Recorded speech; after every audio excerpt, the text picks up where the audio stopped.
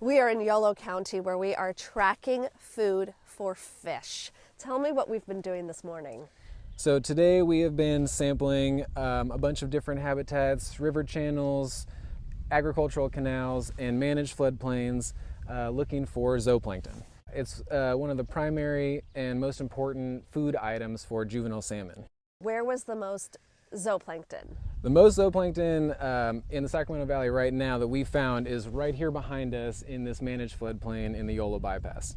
And we're at Nags Ranch, and I want you to explain what a floodplain is. I think a lot of people don't understand the concept of the floodplain. Yeah, so essentially the whole Sacramento Valley historically was a floodplain. It's a landscape adjacent to a river that under natural conditions, no levees, no reservoirs, things like that, rainfall and snowmelt would overflow the river channel and flood the adjacent landscape, and that would be the historical floodplain. Right now we don't have that. We've got reservoirs, we've got levees, protecting cities, protecting agricultural land, which is all really important, but our ecosystems and our fish populations in particular are suffering a little bit because they don't have access to those floodplains. And so what is the point in sampling where the fish food is in the big picture for saving salmon?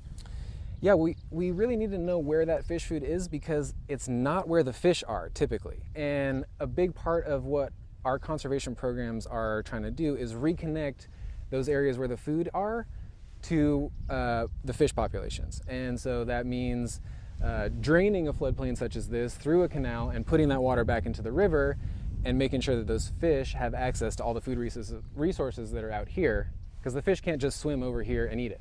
Why is there more zooplankton found in a floodplain as opposed to the river or a canal?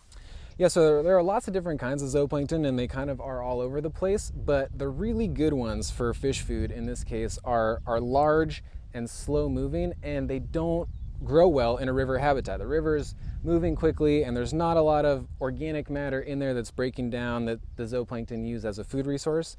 But out here, the water's ponded, there's not a lot of turbulence, and this used to be a rice field this summer, so there's tons of old leftover rice straw in this field that's breaking down and producing a food web that those zooplankton consume, and their populations just explode.